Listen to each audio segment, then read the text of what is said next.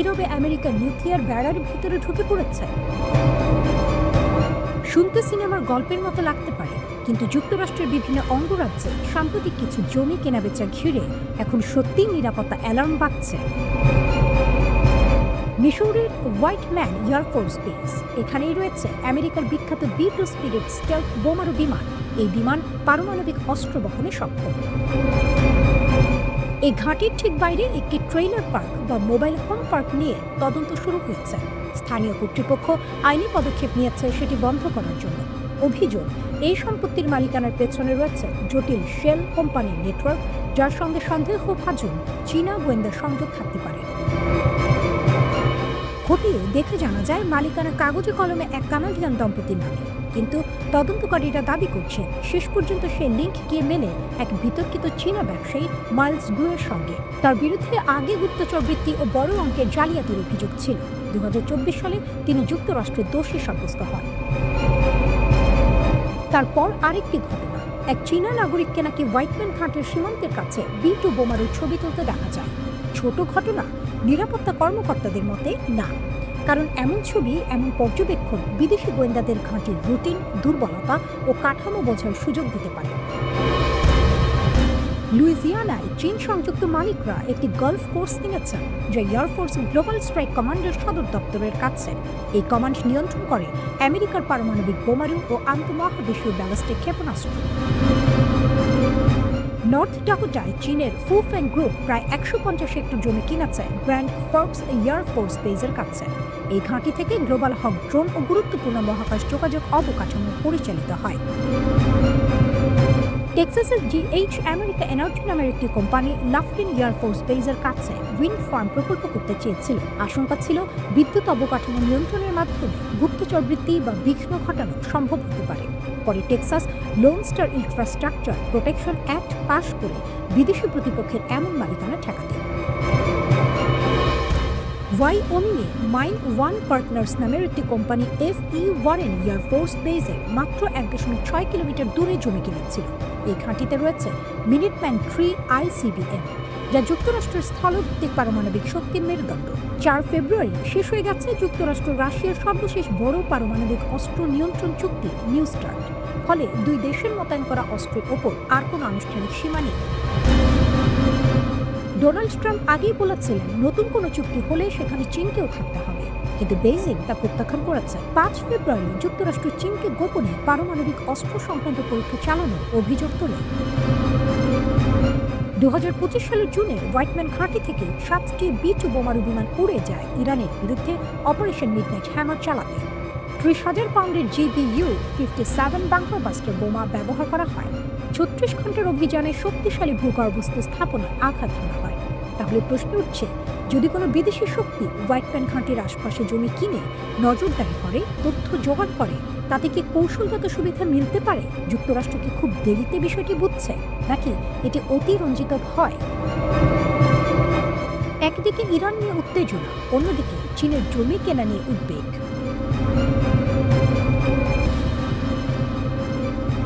একটি ক্ষেপণাস্ত্র, একটি প্রদর্শনী, আর তার ভেতরে লুকানো রাজনৈতিক সংকেত।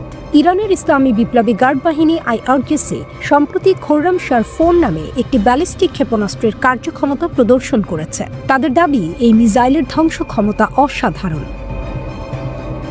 IRGCর রাজনৈতিক বিষয়ক উপপ্রধান ব্রিগেডিয়ার জেনারেল ইয়াদুল্লাহ জাভানি বলেছেন, এই প্রদর্শনী আসলে একটি স্পষ্ট বার্তা, ইরান কখনোই তার প্রতিরক্ষা শক্তি ছাড়বে না। খোররামশার-4 মিসাইলের পাল্লা প্রায় 2000 কিলোমিটার, অর্থাৎ মধ্যপ্রাচ্যের বড় অংশ এর আওতায়। আঘাত হানতে পারে প্রায় 30 মিটারের মধ্যে নির্ভুলভাবে। IRGCর দাবি, এটি হাইপারসনিক গতিতে উড়ে বায়ুমণ্ডলের বাইরে ম্যাক 16 এবং ভেতরে ম্যাক 4 গতিতে। এই গতি এবং কৌশলগত মুভমেন্টের কারণে এটিকে ঠেকানো কঠিন।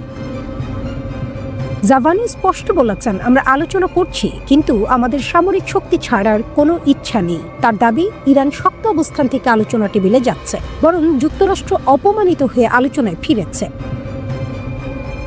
এখানে বড় একটি রাজনৈতিক কৌশল কাজ করছে।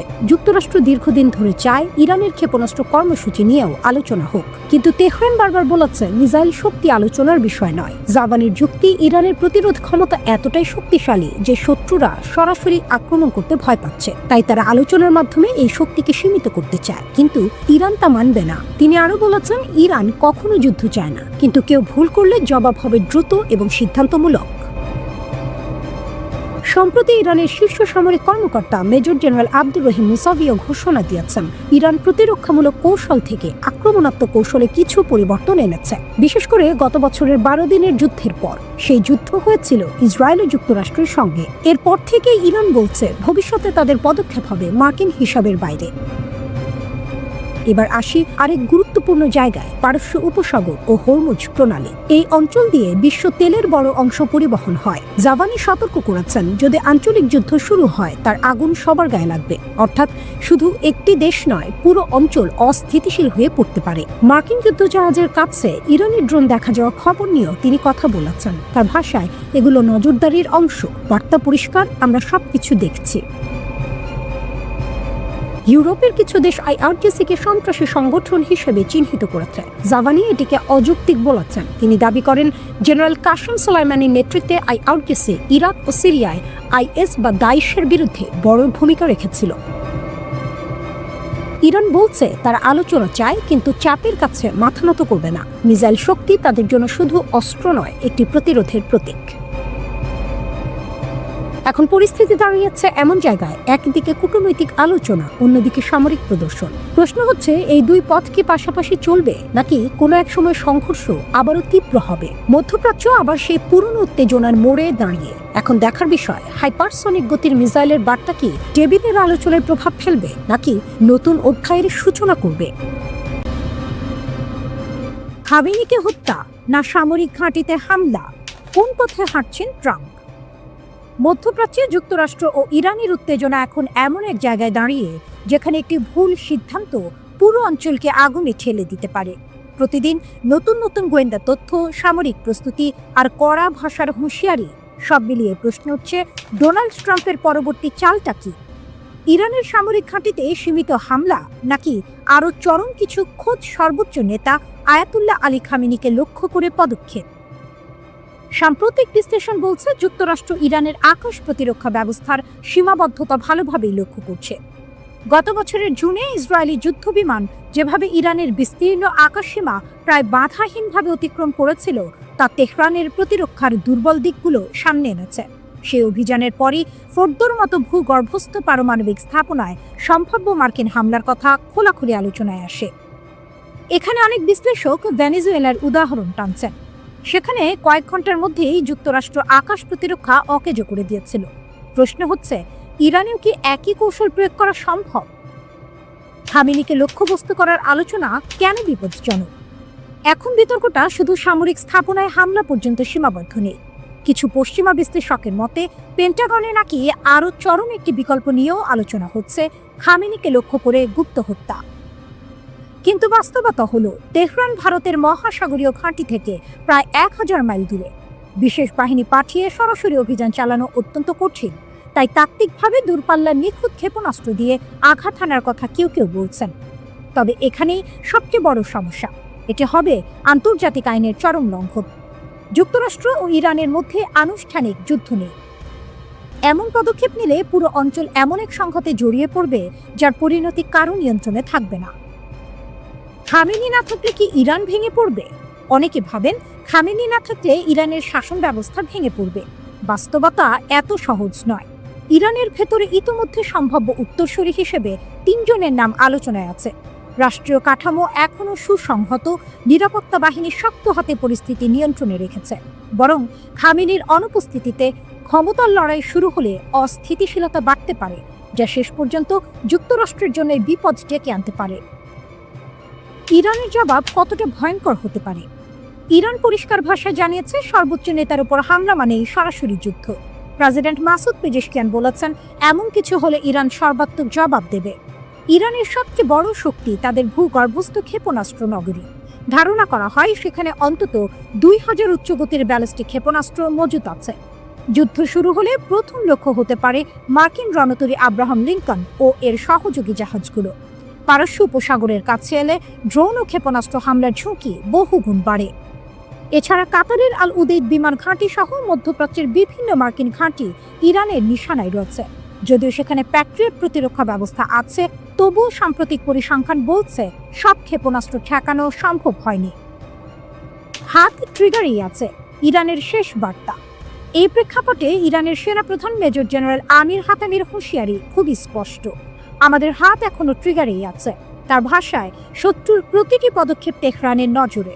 যে কোনো ভুল হিসাব শুধু যুক্তরাষ্ট্র বা ইসরায়েলের নয়, পুরো অঞ্চলের নিরাপত্তা ধ্বংস করবে।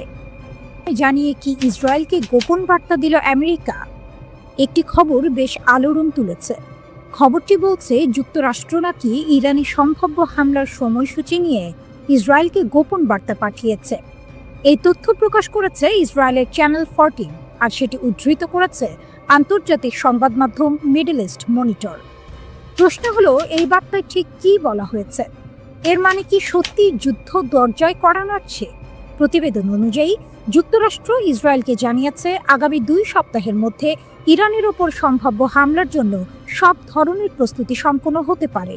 শুধু তাই নয়, আগামী কয়েক মাসের মধ্যে হামলার জন্য উপযুক্ত সুযোগ তৈরি হতে পারে বলেও ইঙ্গিত দেওয়া হয়েছে। কিন্তু এখানে একটি গুরুত্বপূর্ণ তথ্য আছে। যুক্তরাষ্ট্র স্পষ্ট করে বলেছে, আমরা শুধু প্রস্তুতি শেষ হওয়ার জন্য অপেক্ষা করছি, এমনটা নয়। অর্থাৎ যদি মার্কিন প্রেসিডেন্ট ডোনাল্ড ট্রাম্প হঠাৎ নির্দেশ দেন, তাহলে এর আগেই হামলা চালানো সম্ভব। তবে একই সঙ্গে এটাও বলা হয়েছে, বর্তমান পরিস্থিতিতে তাৎক্ষণিক হামলার সিদ্ধান্ত এখনও বিবেচনায় নেই। এই দ্বৈত বার্তাটাই সবচেয়ে গুরুত্বপূর্ণ। এটা আসলে কূটনৈতিক ভাষায় বলা একটি চাপের বার্তা। সহজ ভাষায় বললে, আমরা প্রস্তুত হচ্ছি, সময় নির্ধারিত হতে পারে, কিন্তু এখনো ট্রিগার টানা হয়নি।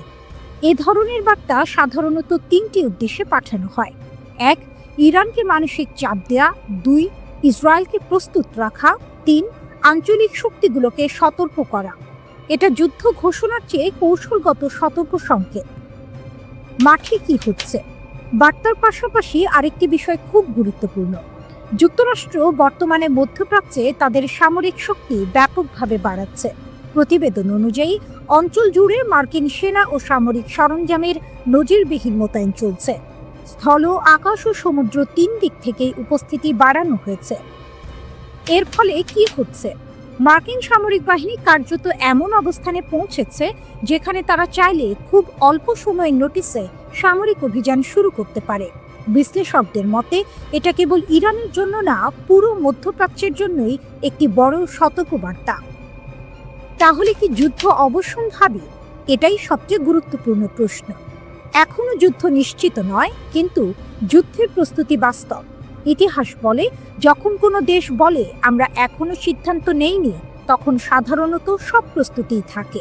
এখানে যুক্তরাষ্ট্র একটি চাপের কৌশল ব্যবহার করছে, যাতে ইরান হয়তো পরমাণু কর্মসূচিতে ছাড় দেবে, আঞ্চলিক কর্মকাণ্ডে সংযুক্ত হবে, অথবা আলোচনায় বসতে বাধ্য হবে।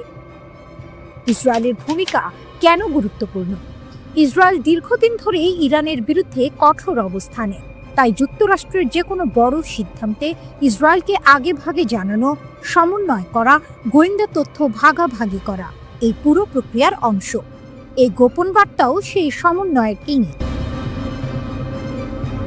99টি ভূমিকম্পের পর ইরান কেন হঠাৎ এত আগ্রাসী? যুদ্ধ কি সত্যিই দরজায়?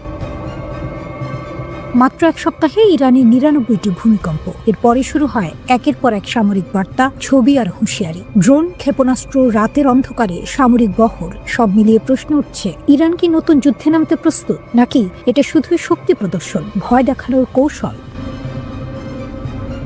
ইরান কি দেখাতে চাইছে? ইরানের রিভলিউশনারি গার্ড ঘনিষ্ঠ সংবাদ মাধ্যম SEPA সম্প্রতি কিছু ছবি প্রকাশ করেছে। ছবিগুলোতে দেখা যাচ্ছে রাতের অন্ধকারে সামরিক ট্রাকের বহর, ট্রেলারে করে নেওয়া হচ্ছে মাঝারি পাল্লার ক্ষেপণাস্ত্র, একই সঙ্গে ড্রোন, লঞ্চ সিস্টেম। এই বহরগুলো দেশের বিভিন্ন এলাকায় ছড়িয়ে দেওয়া হচ্ছে বলে দাবি করা হয়েছে। অর্থাৎ সব অস্ত্র এক জায়গায় নয়, বিভিন্ন শহরে। বিশ্লেষকদের মতে এর মানে একটাই, উচ্চ সামরিক সতর্কতা। ইরান কি সরাসরি যুদ্ধের সংকেত দিচ্ছে? SEPS স্পষ্ট ভাষায় বলেছে দেশের বিভিন্ন শহরে ড্রোন ও ক্ষেপণাস্ত্র স্থানান্তরের প্রমাণ রয়েছে। এই ধরনের বার্তা সাধারণত তখনই দেয়া হয় যখন শত্রুপক্ষকে ভয় দেখাতে হয় অথবা নিজের জনগণকে দেখাতে হয় আমরা প্রস্তুত। কিন্তু এখানে আসল প্রশ্ন, এই প্রস্তুতি কার বিরুদ্ধে, যুক্তরাষ্ট্র না ইসরায়েল? ইরানের ক্ষেপণাস্ত্র ক্ষমতা নিয়ে বড় দাবি। 24 জানুয়ারি ইরানের প্রতিরক্ষা মন্ত্রণালয়ের মুখপাত্র এক সাহসী ঘোষণা দেন। তিনি বলেন 2025 সালের 12 দিনের যুদ্ধে যাচ্ছিল এখন তার চেয়ে সংখ্যায় বেশি এবং প্রযুক্তিতে আরো উন্নত ক্ষেপণাস্ত্র রয়েছে। তার দাবি অনুযায়ী ইরানের ক্ষেপণাস্ত্র এখন আরো নিখুঁত, প্রতিরক্ষা ব্যবস্থা আরো শক্তিশালী, যুদ্ধের অভিজ্ঞতা থেকে তারা শিখেছে। এমনকি তিনি বলেন ইরান ইচ্ছাকৃতভাবে অনেক উন্নয়ন গোপন রাখছে যেন সঠিক সময়ে শত্রুকে চমকে দেওয়া যায়।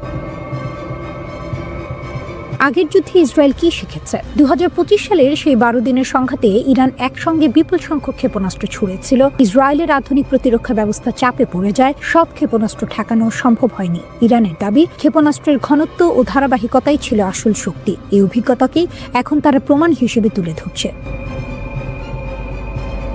22 জানুয়ারি ইরান পালন করে ডে অফ দ্য গার্ডিয়ান, একটি রাষ্ট্রীয় অনুষ্ঠান যেখানে রিভলিউশনারি গার্ডকে সম্মান জানানো হয়। এবারের অনুষ্ঠানে যে আলাদা ছিল, ধর্মীয় অনুষ্ঠানের পাশে লাইভ টিভিতে অত্যাধুনিক ড্রোন প্রদর্শন দেখানো হয়। শাহিদ 129 নজরদারি drone, Shahid 191 stealth drone, Shahid 136 kamikaze drone. যুক্তরাষ্ট্রের নৌবহর কি পরিস্থিতি বদলাচ্ছে? এই সবকিছুর মাঝেই যুক্তরাষ্ট্রের নৌবাহিনী মধ্যপ্রাচ্যের দিকে এগোচ্ছে। ট্রাম্প ঘোষণা করেছেন একটি বিশাল বহর ইরানের দিকে যাচ্ছে। এর জবাবে ইরান যেন বলছে আমরাও প্রস্তুত। 10,000 কিলোমিটার ক্ষেপণাস্ত্র, ভয় দেখানো না বাস্তব? সবচেয়ে আলোচিত দাবি ইরান নাকি 10,000 কিলোমিটার পাল্লার ব্যালিস্টিক ক্ষেপণাস্ত্র পরীক্ষা করেছে। যদি সত্যি হয় যুক্তরাষ্ট্রের মূল ভূখণ্ড তাত্ত্বিকভাবে এর আওতায় পড়ে, তবে এখনো এই দাবির স্বাধীন কোনো প্রমাণ নেই। অনেক বিশ্লেষকের মতে এটা হতে পারে মনস্তাত্ত্বিক যুদ্ধ।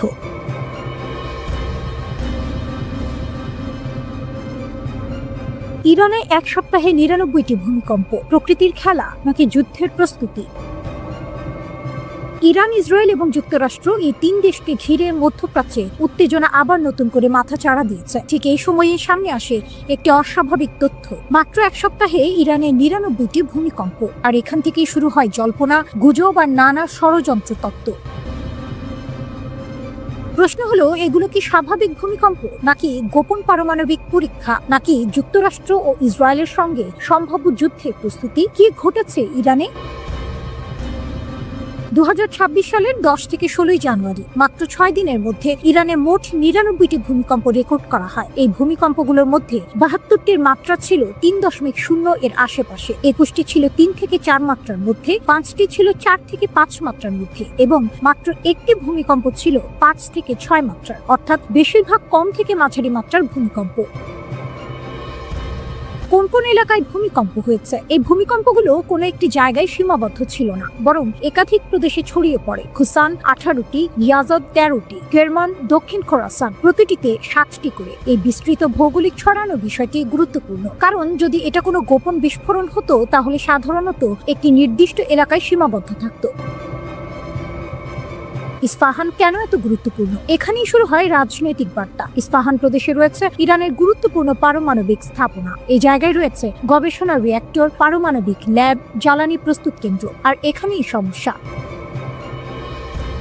2025 সালের জুন মাসে যুক্তরাষ্ট্র দাবি করেছিল তারা ইরানের 3টি পারমাণবিক স্থাপনায় হামলা চালিয়েছে, যার একটি ছিল ইস্পাহান। সেই অভিযানের নাম ছিল অপারেশন মিডনাইট হ্যামার। তাই এখন যখন ইস্পাহানের আশেপাশে ভূমিকম্প হচ্ছে তখন সন্দেহ আরো বেড়ে যাচ্ছে।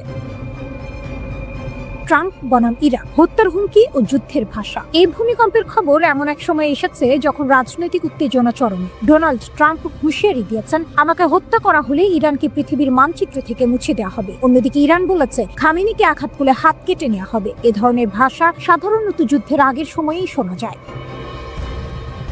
ইসরায়েলের ভূমিকম্প আরো সন্দেহ। 14 জানুয়ারি ইসরায়েলে 4.2 মাত্রার ভূমিকম্প হয়। এর কেন্দ্র ছিল ডিমোনা পারমাণবিক স্থাপনার কাছাকাছি। এই ঘটনাও নতুন প্রশ্ন তোলে। ডিমোনা ইসরায়েলের গোপন পারমাণবিক কর্মসূচির কেন্দ্র বলে মনে করা হয়। সেখানে আগে থেকেই নিরাপত্তা মহড়া চলছিল। ভূমিকম্পের পর সাইরেন বেজে ওঠে, আতঙ্ক ছড়িয়ে পড়ে। কিছু বিশ্লেষক দাবি করেন ইসরায়েল হয়তো পারমাণবিক কার্যকলাপ বাড়াচ্ছে, যদিও এর কোনো প্রমাণ এখনো নেই। তাহলে সত্যিটা কি? এখন সবচেয়ে গুরুত্বপূর্ণ প্রশ্ন, এগুলো কি প্রকৃতির স্বাভাবিক ঘটনা নাকি গোপন সামরিক তৎপরতা? ভূতাত্ত্বিকদের মতে ইরান ও ইসরায়েল দুটোই ভূমিকম্প প্রবণ এলাকায় অবস্থিত। ছোট ছোট ভূমিকম্প একসাথে হওয়াকে বলা হয় সাইসমিক স্টর্ম। এটি অনেক সময় স্বাভাবিকভাবেই ঘটে, কিন্তু রাজনীতি যখন উত্তপ্ত থাকে তখন প্রতিটি প্রাকৃতিক ঘটনাও রাজনৈতিক অর্থ পেয়ে যায়। কিন্তু এখন পর্যন্ত কোনো প্রমাণ নেই যে এই ভূমিকম্পগুলো পারমাণবিক পরীক্ষা বা যুদ্ধ প্রস্তুতির ফল। মধ্যপ্রাচ্যে আবারও যুদ্ধের আশঙ্কা ঘনীভূত হচ্ছে। যুক্তরাষ্ট্র, ইসরায়েল আর ইরান এই তিন পক্ষকে ঘিরে এমন এক উত্তেজনা তৈরি হয়েছে যেখানে সামান্য ভুল হিসাব থেকেই শুরু হতে পারে আরেকটি বড় যুদ্ধ। ইরানের বিপ্লবী গার্ড বাহিনী IRGC এর প্রধান commander major general Mohammad Pakpour সরাসরি সতর্কবার্তা দিয়েছেন যুক্তরাষ্ট্র ও ইসরায়েলকে। ইরানের রাষ্ট্রীয় টেলিভিশন প্রেস টিভিতে তিনি বলেন, ইরানের সেনারা এখন সর্বোচ্চ সতর্কতায় আছে আর তাদের হাত ট্রিগারে। যদি কোনো হামলা হয় ইরান 1 সেকেন্ডও দেরি করবে না। পাকপুর বলেন, যুক্তরাষ্ট্র আর ইসরায়েল যেন ইতিহাস থেকে শিক্ষা নেয়। তিনি ইঙ্গিত দেন আগের 12 দিনের যুদ্ধে যেখানে শত্রুপক্ষ বড় ক্ষতির মুখে পড়েছিল। তার ভাষায়, যদি আবার কোনো ভুল হিসাব করা হয় তাহলে শাস্তি হবে আরও বেশি যন্ত্রণাদায়ক, আর এমন হবে যার জন্য পরে শুধু অনুশোচনা ছাড়া কিছুই থাকবে না। তিনি আরও বলেন, ইরান আগের যে কোনো সময়ের তুলনায় এখন অনেক বেশি শক্তিশালী প্রতিরক্ষা ব্যবস্থা গড়ে তুলেছে। দেশের সীমান্ত রক্ষা, আকাশ প্রতিরক্ষা আর পাল্টা হামলার ক্ষমতা সবই এখন অভূতপূর্ব পর্যায়ে। হঠাৎ এত কড়া ভাষা কেন? এর পেছনে বড় কারণ ডোনাল্ড ট্রাম্প। ইরানের পররাষ্ট্রমন্ত্রী আব্বাস আরাগচি সম্প্রতি ট্রাম্পের বক্তব্যের তীব্র সমালোচনা করেছেন। তিনি বলেছেন, ট্রাম্পের কথাবার্তা এই মুহূর্তে উস্কানিমূলক ও দায়িত্বজ্ঞানহীন। আরাগচির দাবি, ট্রাম্পের লাগাতার হুমকি আসলে উগ্রপন্থী গোষ্ঠীগুলোকে আরও সাহস দিচ্ছে। এই বক্তব্যগুলো সন্ত্রাসী নেটওয়ার্কগুলোর জন্য এক ধরনের মোটিভেশন হয়ে উঠছে। এর আগেও ইরানের এক শীর্ষ সামরিক কর্মকর্তা সরাসরি ওয়াশিংটনকে সতর্ক করে দিয়েছিলেন, ইরানের সর্বোচ্চ নেতা আয়াতুল্লাহ আলী খামেনির বিরুদ্ধে কোনো পদক্ষেপ নিলে তার ফল ভয়াবহ হবে। এই প্রেক্ষাপটেই আসে ইরানের সবচেয়ে কড়া বার্তা। এক ইরানি জেনারেল বলেন, আমরা ট্রাম্পের চিৎকারকে গুরুত্ব দিই না, কিন্তু তিনি জানেন যদি আমাদের নেতার দিকে কেউ হাত বাড়ায় তাহলে সেই হাত শুধু কাটা হবে না, আমরা তাদের পুরো দুনিয়ায় আগুনে জ্বালিয়ে দেব। তিনি আরও বলেন, শত্রুপক্ষের জন্য এই অঞ্চলে কোনো নিরাপদ জায়গা থাকবে না। ইরানের ভূখণ্ডের 1 ইঞ্চিও যদি লঙ্ঘন করা হয় তাহলে হুমকি বড় হওয়ার আগেই তা ধ্বংস করা হবে। অন্য পাশে যুক্তরাষ্ট্রও বসে নেই। মার্কিন সেন্ট্রাল কমান্ড জানিয়েছে মধ্যপ্রাচ্যে আরও যুদ্ধ বিমান মোতায়েন করা হচ্ছে। বিশ্লেষকদের মতে এটা স্পষ্ট ইঙ্গিত ওয়াশিংটন সম্ভাব্য সংঘাতের জন্য প্রস্তুতি নিচ্ছে। এই উত্তেজনার মাঝেই আরেকটি অদ্ভুত ঘটনা ঘটে।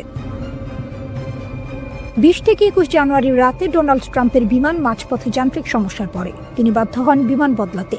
মেরিল্যান্ডের জয়েন্ট বেস ইন রুজে ফিরে গিয়ে অন্য বিমানে যাত্রা শুরু করেন। ট্রাম্প তখন যাচ্ছিলেন সুইজারল্যান্ডের ডাভোসে 2026 সালে ওয়ার্ল্ড ইকোনমিক ফোরামে যোগ দিতে। এই ঘটনার কয়েক ঘন্টা আগে ট্রাম্প ইরানকে আবার হুঁশিয়ারি দিয়েছিলেন। তার ভাষায়, যদি কিছু ঘটে পুরো দেশটাই উড়িয়ে দেওয়া হবে। আমার খুব কঠোর নির্দেশ আছে, কিছু হলেই তারা পৃথিবীর মানচিত্র থেকে মুছে যাবে। একদিকে ইরান বলছে তারা প্রস্তুত, ট্রিগারে হাত। অন্যদিকে যুক্তরাষ্ট্র বলছে হামলা হলে ধ্বংস অনিবার্য। এই মুহূর্তে মধ্যপ্রাচ্যে দাঁড়িয়ে আছে এক ভয়ঙ্কর মোড়ে। এটা হয় শক্তি দেখিয়ে যুদ্ধ ঠেকানোর খেলা, না হয় এমন এক সংঘাতের শুরু যার প্রভাব পুরো বিশ্বে ছড়িয়ে পড়তে পারে। ইরান ও যুক্তরাষ্ট্রের মধ্যে উত্তেজনা আবারও বিপজ্জনক পর্যায়ে পৌঁছেছে। দুপক্ষের বক্তব্যে এখন আর কূটনৈতিক ভাষা নেই, আছে সরাসরি হুমকি, পাল্টা হুমকি এবং শক্তি প্রদর্শন। প্রশ্ন হচ্ছে, এই উত্তেজনা কি আবার যুদ্ধের দিকে গড়াচ্ছে?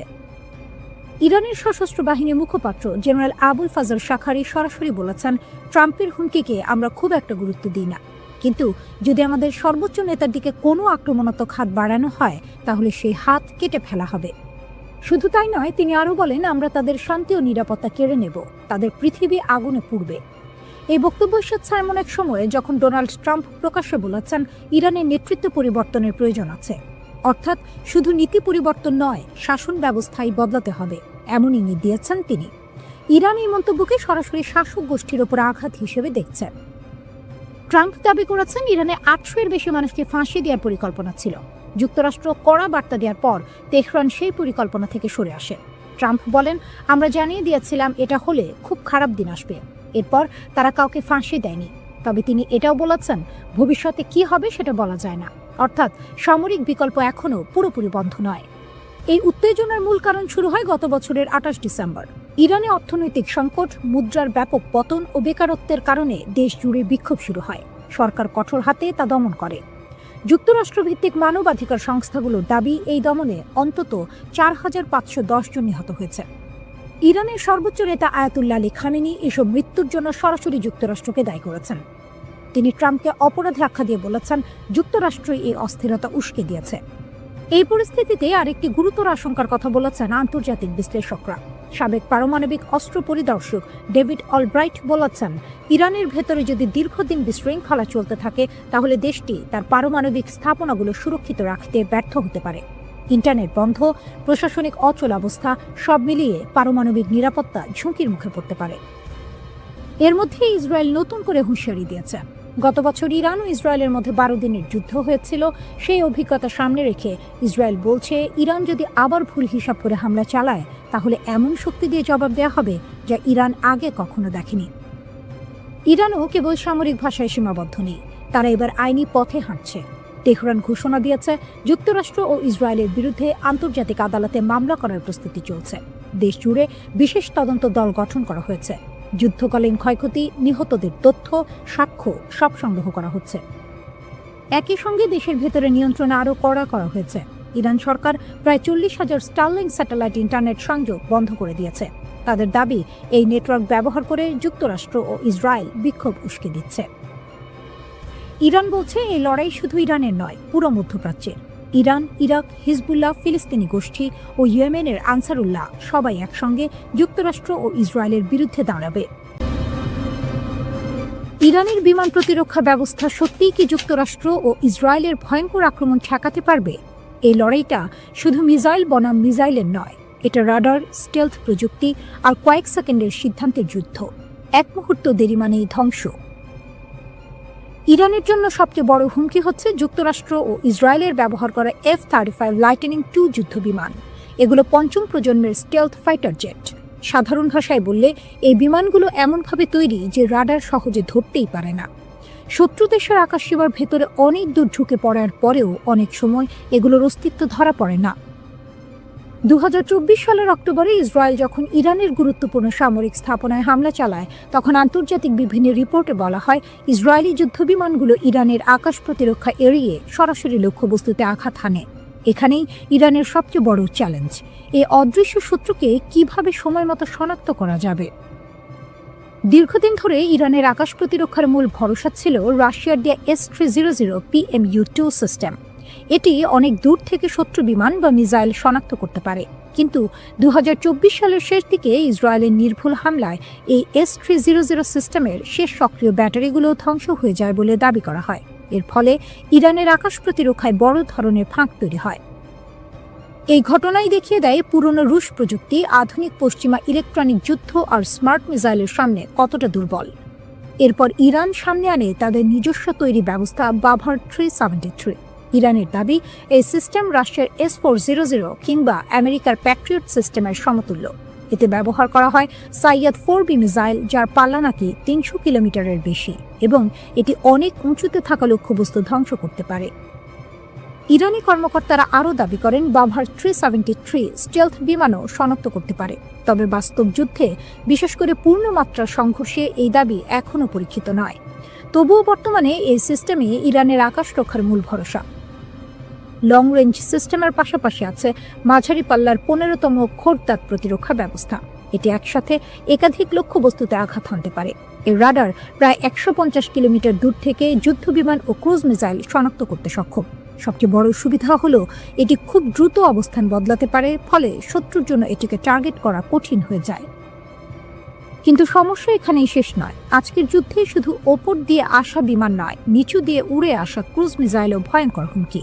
এগুলো রাডার এড়িয়ে পাহাড়, ভবনের আড়াল ধরে এগোয়। এসব ঠেকাতে ইরান ব্যবহার করছে টর M1 এবং আজারাক নামের স্বল্প পাল্লার প্রতিরক্ষা ব্যবস্থা। কিন্তু যদি একসাথে অনেক মিসাইল ছোড়া হয়, তাহলে এই সিস্টেমগুলো চাপ সামলাতে ব্যর্থ হতে পারে।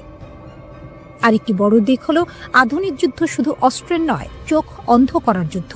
যুক্তরাষ্ট্র ও ইসরায়েলের রয়েছে অত্যাধুনিক ইলেকট্রনিক ওয়ারফেয়ার প্রযুক্তি, যা রাডার জ্যাম বা বিভ্রান্ত করতে পারে। ইরান এর জন্য অ্যান্টি জ্যামিং প্রযুক্তিতে বিনিয়োগ করেছে। ইরানের পাশে রাশিয়া শক্ত ঢাল নাকি নীরব চাল? সামনে কি করবে যুক্তরাষ্ট্র ও ইসরায়েল? ইরানের চারপাশে চাপ বাড়ছে। যুক্তরাষ্ট্রের যুদ্ধ বিমানবাহী রণতরী এগিয়ে যাচ্ছে অঞ্চলের দিকে, আর ঠিক এই সময়েই ইরানের পাশে শক্ত ঢালের মতো দাঁড়িয়ে গেছে রাশিয়া। প্রশ্ন উঠছে, ইরানকে রক্ষা করতে ঠিক কি করেছে মস্কো, আর এর জবাবে যুক্তরাষ্ট্র ও ইসরায়েল কি করতে পারে? ইরান অভ্যন্তরীণ আন্দোলন, অর্থনৈতিক সংকট আর আন্তর্জাতিক চাপ সবকিছু একসঙ্গে মোকাবিলা করেছে। এই সুযোগেই মার্কিন প্রেসিডেন্ট ডোনাল্ড ট্রাম্প একাধিকবার ইরানের বিরুদ্ধে সামরিক হামলার হুমকি দিয়েছেন, কিন্তু হঠাৎ করেই সেই সিদ্ধান্ত আপাতত স্থগিত রাখা হয়েছে। এটা কি শান্তির ইঙ্গিত নাকি বড় ঝড় আসার আগের নিস্তব্ধতা? এই প্রশ্ন আরো জোরালো হয় যখন যুক্তরাষ্ট্র হঠাৎ করে কাতারে অবস্থিত তাদের সবচেয়ে গুরুত্বপূর্ণ সামরিক ঘাঁটি আল উদেইদ থেকে কিছু উচ্চ পর্যায়ের কর্মকর্তাকে সরিয়ে নেয়। এই সিদ্ধান্তের পরই ইরানে উত্তেজনা ছড়িয়ে পড়ে, কারণ দীর্ঘদিন ধরে ট্রাম্প প্রশাসন ইরানের বিরুদ্ধে সরাসরি সামরিক হামলার কথা বলে আসছিল। এদিকে সৌদি আরব, কাতার, মিশর সহ একাধিক উপসাগরীয় দেশ যুক্তরাষ্ট্রকে স্পষ্ট বার্তা দিয়েছে, ইরানে হামলা হলে পুরো মধ্যপ্রাচ্য আগুনে জ্বলে উঠবে। শুধু তাই নয়, এর বড় ধাক্কা আসবে মার্কিন অর্থনীতিতেও। বিশ্লেষকদের মতে যুক্তরাষ্ট্র যদি ইরানে হামলা চালায় তাহলে তেহরান চুপ করে বসে থাকবে না। মধ্যপ্রাচ্যে থাকা মার্কিন সামরিক ঘাঁটিগুলোতে পাল্টা হামলা চালাতে পারে ইরান। পাশাপাশি বিশ্বের অন্যতম গুরুত্বপূর্ণ জ্বালানি রুট হরমুজ প্রণালী বন্ধ করে দেওয়ার ক্ষমতাও রয়েছে তাদের হাতে, যার প্রভাব পড়বে বিশ্ব জুড়ে তেলের বাজারে। এই উত্তেজনার মাঝে প্রশ্ন ওঠে, ইরানের ভেতরের আন্দোলনের অবস্থা এখন কি? আন্তর্জাতিক সংবাদ মাধ্যমগুলো জানাচ্ছে ইরানে এখনো পুরোপুরি ইন্টারনেট চালু হয়নি, তবে সরকার বিরোধী আন্দোলনের তীব্রতা অনেকটাই কমে এসেছে। কারণ হিসেবে বলা হচ্ছে, সহিংস আন্দোলনকারীদের বিরুদ্ধে ইরানের আইন শৃঙ্খলা বাহিনী কঠোর ব্যবস্থা নিয়েছে। ব্যাপক গ্রেপ্তার আর নজরদারির ফলে আন্দোলনের গতি ধীরে ধীরে থেমে গেছে। এখানেই আসে রাশিয়ার ভূমিকা। ইউক্রেন যুদ্ধে ইরান যে ড্রোন ও অন্যান্য সহযোগিতা রাশিয়াকে দিয়েছিল, সেই কথা ভুলে যাননি প্রেসিডেন্ট ভ্লাদিমির পুতিন। ইরান যখন নিজেই সংকটে পড়ে, তখন নীরব না থেকে সাহায্যের হাত বাড়িয়ে দেয় মস্কো। আন্দোলনের সময় ইরান সরকার ইন্টারনেট বন্ধ করে দিলে ট্রাম্পের ঘনিষ্ঠ ব্যবসায়ী ইলন মাস্ক ঘোষণা দেন তিনি ইরানিদের জন্য বিনামূল্যে স্টারলিংক স্যাটেলাইট ইন্টারনেট চালু করবেন। উদ্দেশ্য ছিল আন্দোলনকারীদের যোগাযোগ সহজ করা, কিন্তু এই পরিকল্পনাও পুরোপুরি সফল হয়নি। খবর অনুযায়ী স্টারলিংক ঠেকাতে ইরান ব্যবহার করেছে রাশিয়ার দেয়া বিশেষ প্রযুক্তি। এক ধরনের জ্যামার ব্যবহার করে স্টারলিংকের আপলিংক ও ডাউনলিংক ট্রাফিকের প্রায় ৮০% ক্ষতিগ্রস্ত করা হয়। ফলে ইলন মাস্কের উদ্যোগ বড় বাধার মুখে পড়ে। শুধু প্রযুক্তিগত সহায়তাই নয়, কূটনৈতিকভাবেও ইরানের পাশে দাঁড়িয়েছে রাশিয়া। পুতিন প্রকাশ্যে জানিয়েছে তিনি ইরানের বিরুদ্ধে যে কোনো সামরিক আগ্রাসনের বিরোধী। একই সঙ্গে যুক্তরাষ্ট্র ও ইরানের উত্তেজনা কমাতে মধ্যস্থতাকারীর ভূমিকাও নিতে প্রস্তুত তিনি। সবচেয়ে গুরুত্বপূর্ণ বিষয় হলো রাশিয়া ও ইরানের মধ্যে থাকা কৌশলগত সামরিক ও অর্থনৈতিক চুক্তি। এই চুক্তির মাধ্যমে দীর্ঘমেয়াদে ইরানকে সহায়তা দেওয়ার প্রতিশ্রুতি দিয়েছে মস্কো। আয়াতুল্লাহ আলী খামেনির নেতৃত্বাধীন ইরানের সঙ্গ থেকে সরে আসার কোনো ইঙ্গিত এখনো দেননি পুতিন। সব মিলিয়ে বলা যায়, রাশিয়া সরাসরি যুদ্ধে নামেনি, কিন্তু প্রযুক্তি, কূটনীতি ও কৌশলগত অবস্থান দিয়ে ইরানের জন্য এক ধরনের নীরব ঢাল তৈরি করেছে। একটি উত্তপ্ত আগ্নেয়গিরি, ভেতরে জমে আছে ক্ষোভ, অসন্তোষ আর রাগ। আর সেই আগুনে ঘি ঢালছে বিদেশি শক্তিগুলো, এমনটাই দাবি করছে ইরান সরকার। ইরানের সাম্প্রতিক যে আন্দোলন শুরু হয়েছে তা প্রথমে ছিল তুলনামূলক শান্তিপূর্ণ। মানুষ রাস্তায় নেমেছিল নিজেদের দাবি নিয়ে, কিন্তু সময় গড়ানোর সঙ্গে সঙ্গে সে আন্দোলন সহিংস রূপ নিতে শুরু করে। বিভিন্ন শহরে সরকারি ভবন, অবকাঠামো এবং নিরাপত্তা বাহিনীর ওপর হামলার ঘটনা ঘটে। ইরান সরকারের বক্তব্য পরিষ্কার, তাদের দাবি এই আন্দোলনকে কাজে লাগিয়ে দেশকে অস্থিতিশীল করার চেষ্টা করছে বিদেশি শত্রুরা, বিশেষ করে যুক্তরাষ্ট্র ও ইসরায়েল। ইরানের সর্বোচ্চ নেতা আয়াতুল্লাহ আলী খামেনি এই মুহূর্তে সবচেয়ে বড় চাপে আছেন। তিনি একজন কঠোর শাসক, এটা সত্য। তার শাসন ব্যবস্থায় ব্যক্তিকেন্দ্রিক ক্ষমতার প্রভাব প্রবল, কিন্তু একই সঙ্গে তিনি অভিজ্ঞ ও লড়াকু রাজনীতিবিদও। ইরানের বিপ্লব, যুদ্ধ, নিষেধাজ্ঞা সব ঝড় পেরিয়েই তিনি এখানে পৌঁছেছেন। এখন পুরো জনস্রোতের বিপরীতে দাঁড়িয়ে একাই লড়াই করছেন খামেনি। এই অবস্থায় বিক্ষোভ নিয়ন্ত্রণে নামানো হয়েছে বিশেষ নিরাপত্তা অভিযান।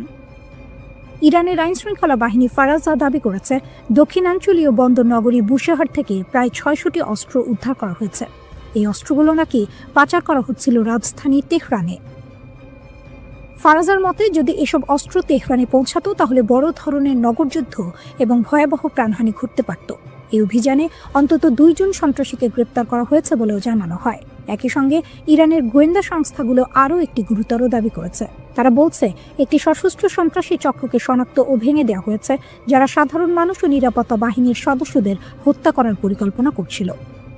আধা সরকারি সংবাদ সংস্থা তাসনিম জানিয়েছে এই চক্রটি নাকি ইসরায়েলের গোয়েন্দা সংস্থা মোসাদ দ্বারা প্রশিক্ষিত ছিল। তাদের নগরযুদ্ধের বিশেষ প্রশিক্ষণ দেওয়া হয়েছিল। ইরানি গণমাধ্যমের দাবি অনুযায়ী এই সন্ত্রাসীরা সাম্প্রতিক বিক্ষোভকে ঢাল হিসেবে ব্যবহার করে রাজধানীর বিভিন্ন এলাকায় সশস্ত্র হামলা চালায়। তাদের হাতে ছিল AK-47 রাইফেল, শর্টগান এবং অন্যান্য আগ্নেয়াস্ত্র।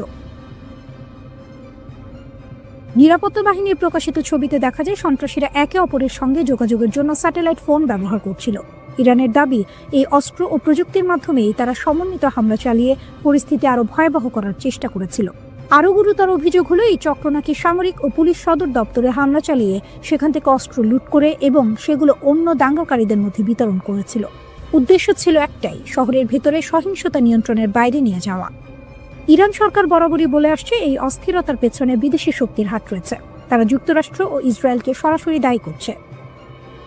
এমনকি সাবেক মার্কিন পররাষ্ট্রমন্ত্রী মাইক পম্পেওর একটি সামাজিক যোগাযোগ মাধ্যমের পোস্টের কথাও তুলে ধরা হয়েছে, যেখানে ইরানের রাস্তায় বিক্ষোভকারীদের পাশে মোসাদ এজেন্টদের উপস্থিতির ইঙ্গিত দেওয়া হয়েছিল বলে দাবি করছে ইরানি পক্ষ। এছাড়াও ফার্সি ভাষায় প্রকাশিত কিছু অনলাইন বার্তায় বিক্ষোভকারীদের রাস্তায় নামার আহ্বান জানানো হয়েছিল, যেগুলো মোসাদের সঙ্গে যুক্ত বলে দাবি ইরানের। ইরানের বিপ্লবী গার্ডের জেনারেল মোহসিন রেজাই এক ভয়ঙ্কর হুমকি দিয়েছেন। তিনি সরাসরি মার্কিন প্রেসিডেন্ট ডোনাল্ড ট্রাম্পকে লক্ষ্য করে বলেছেন, ট্রাম্প বলেছেন তার হাত পিস্তলের ট্রিগারে, আমরা তার হাত এবং আঙুল কেটে ফেলব। প্রকাশ্যে তিনি এই হুমকি দিয়েছেন। জেনারেল রেজাই আরও বলেন, যদি যুক্তরাষ্ট্র হামলা চালায় ইরান তখন পর্যন্ত কোনো যুদ্ধবিরতি মেনে নেবে না যতক্ষণ না তার লক্ষ্য পূর্ণ হয়। তিনি স্পষ্ট করে বলেন, যদি যুদ্ধ এগোতে থাকে যুদ্ধবিরতি নিয়ে কোনো আলোচনা হবে না। ট্রাম্পকে সতর্ক করে তিনি যোগ করেছেন, আমরা যা সংযম এবং কৌশল দেখেছি আপনি তো উপেক্ষা করছেন, এখনই থামুন, পিছিয়ে যান, না হলে মধ্যপ্রাচ্যে আপনার কোনো ঘাঁটি নিরাপদ থাকবে না। এই হুমকির পর কিছুটা শিথিল হয়েছে উত্তেজনা। মধ্যপ্রাচ্যের উপসাগরীয় দেশগুলো সৌদি আরব, কাতার এবং ওমান যুক্তরাষ্ট্রের প্রেসিডেন্ট ট্রাম্পকে শান্ত থাকার পরামর্শ দিয়েছে। পাকিস্তানে নিযুক্ত ইরানের রাষ্ট্রদূত জানিয়েছেন, ট্রাম্প নিজে ইরানকে বলেছেন যে তার কোনো হামলার পরিকল্পনা নেই। তবে ইরান সরকার এই আশ্বাস পুরোপুরি বিশ্বাস করছে না, কারণ গত বছরের পারমাণবিক আলোচনা চলাকালীন যুক্তরাষ্ট্র ও ইসরায়েল ইরানে হামলা চালিয়েছিল। ইরান ইসরায়েলের নেতাদের মধ্যে যোগাযোগেও দেখা দিয়েছে নতুন পর্ব। রাশিয়ার প্রেসিডেন্ট ভ্লাদিমির পুতিন জানুয়ারিতে ইসরায়েলের প্রধানমন্ত্রী বেনিয়ামিন নেতানিয়াহু ও ইরানের প্রেসিডেন্ট মাসুদ পেজিশকিয়ানের সঙ্গে ফোনে কথা বলেছেন।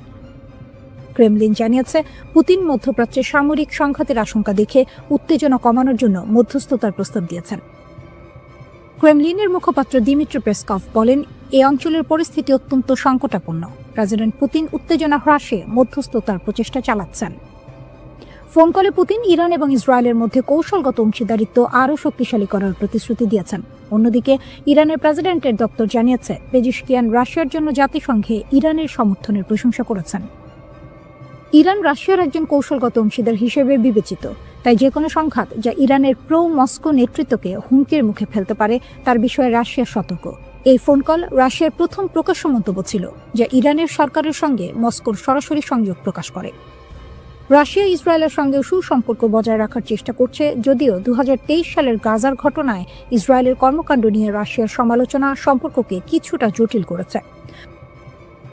পুতিনের সঙ্গে নেতানিয়াহুর ফোন কলে ক্রেমলিন জানিয়েছে, মধ্যস্থতার প্রচেষ্টা চালিয়ে যাওয়ার জন্য রাশিয়া প্রস্তুত, তবে এখন পর্যন্ত কোনো নির্দিষ্ট পদক্ষেপের বিস্তারিত প্রকাশ করা হয়নি। এই পরিস্থিতিতে মধ্যপ্রাচ্যের পরিস্থিতি ঝুঁকিপূর্ণ। সৌদি আরব, কাতার ও ওমান যুক্তরাষ্ট্রের প্রেসিডেন্টকে বোঝানোর চেষ্টা করছে যে ইরানের ওপর হামলা এই অঞ্চলে মারাত্মক প্রভাব ফেলতে পারে। অন্যদিকে ইরান ট্রাম্পকে সতর্ক করে বলছে, যদি যুক্তরাষ্ট্র এগোতে চায় তাহলে কোনো ঘাঁটি নিরাপদ থাকবে না।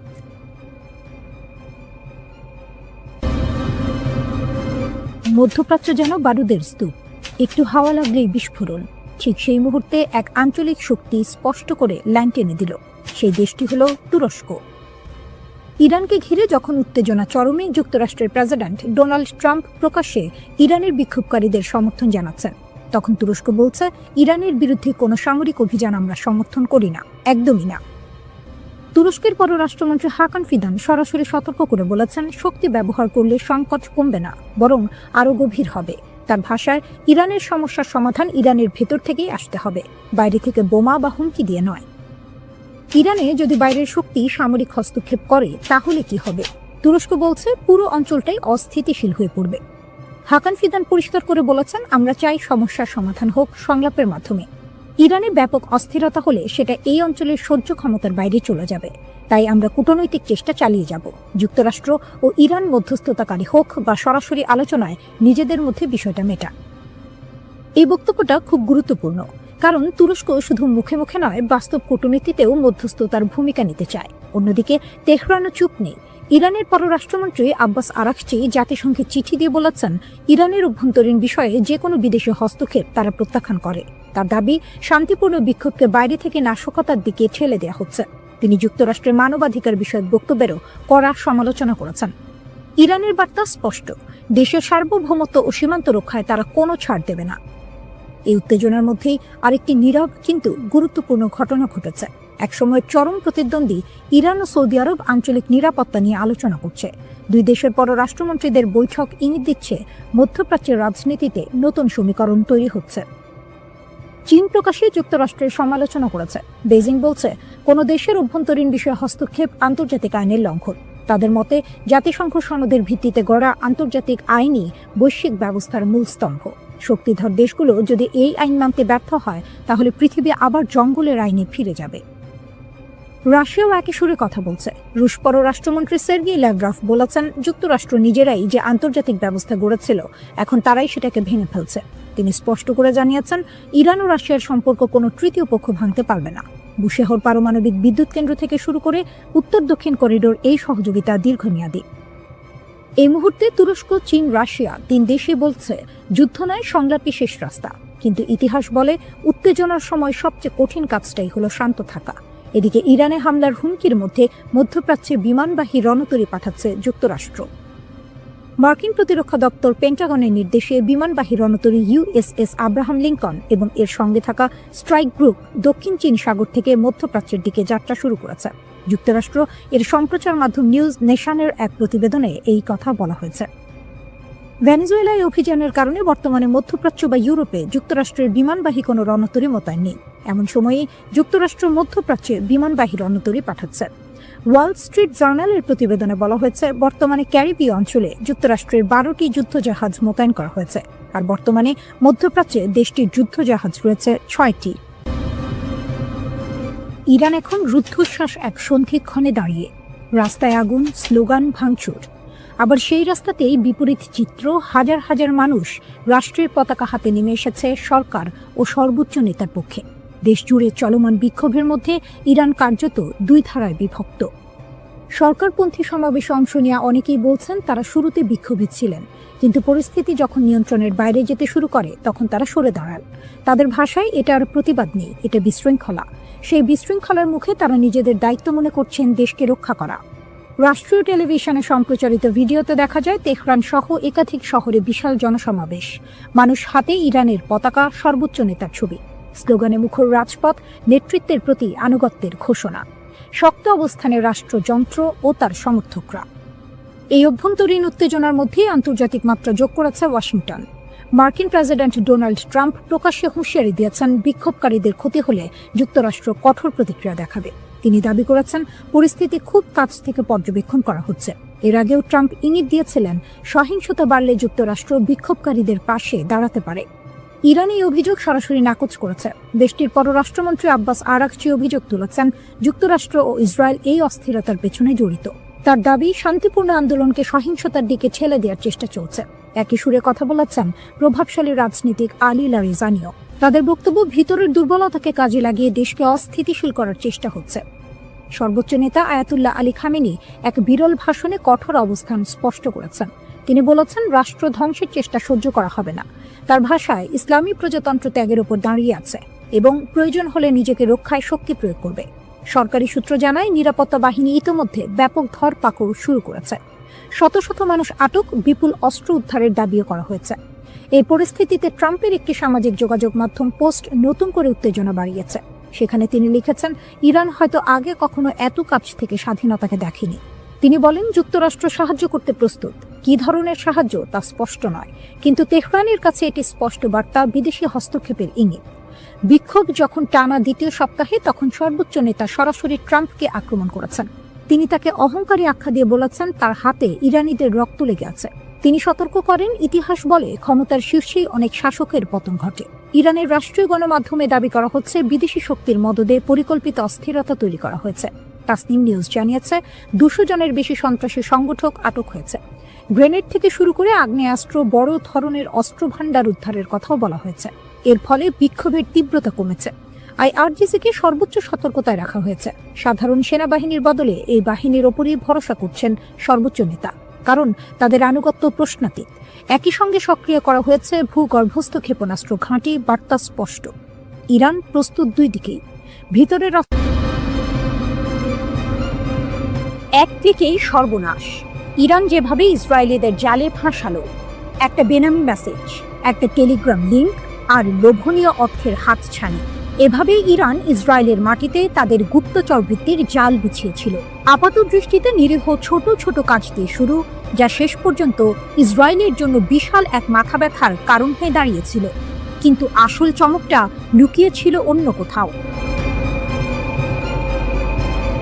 2024 সালের এপ্রিলে ইসরায়েলে ইরানের প্রথম ক্ষেপণাস্ত্র হামলার পর 30 জনেরও বেশি ইসরায়েলিকে ইরানি গোয়েন্দা সংস্থার সাথে কাজ করার অভিযোগে অভিযুক্ত করা হয়। এদের বেশিরভাগেরই গল্পটা প্রায় একই রকম। অজানা নম্বর থেকে আসা একটা মেসেজ, যেখানে সামান্য তথ্যের জন্য বা ছোটখাটো কাজের জন্য মোটা অঙ্কের টাকার প্রস্তাব। প্রথম দিকে কাজগুলো ছিল সহজ, যেমন কোনো পার্কের নির্দিষ্ট স্থানে কালো ব্যাগ পুঁতে রাখা হয়েছে কিনা তা পরীক্ষা করা। এর জন্য মিলত প্রায় $1000 মার্কিন। এরপর যখন লোভের পাল্লা ভারী হতে শুরু করলো, তখন এলো আরও বিপজ্জনক কাজের প্রস্তাব। আদালতের নথি থেকে জানা যায়, গত 1 বছর ধরে ইরানের এই গুপ্তচর বৃত্তির চেষ্টা খুব একটা ফলপ্রসূ হয়নি। তারা ইসরায়েলের উচ্চপদস্থ কর্মকর্তাদের হত্যা করার যে আকাঙ্ক্ষা করেছিল তা পূরণ করতে পারেনি। তবে তাদের কৌশল ছিল মারাত্মক কার্যকর। এত বেশি ইসরায়েলি সাধারণ অভিযান চালাতে রাজি ছিল যে কৌশলগতভাবে গুরুত্বপূর্ণ স্থানগুলির তথ্য সংগ্রহের জন্য গুপ্তচর বৃত্তি অভিযান সফল হতে পারত, যা পরবর্তীতে ইরানি ব্যালিস্টিক ক্ষেপণাস্ত্রের লক্ষ্যবস্তুতে পরিণত হতো। যোগাযোগের পদ্ধতি ছিল বেশ সহজবোধ্য। একটি টেক্সট মেসেজ, যার প্রেরক নিজেকে সংবাদ সংস্থা হিসেবে পরিচয় দিত। মেসেজে প্রায়শই যুদ্ধ সম্পর্কিত তথ্য চাওয়া হতো এবং বলা হতো, আমরা তা কিনতে প্রস্তুত। অন্য একটি মেসেজে আরও সরাসরি বলা হয়েছিল, একটি স্বাধীন জেরুজালেম মুসলমানদের একত্রিত করে, যুদ্ধ সম্পর্কে আমাদের তথ্য পাঠান।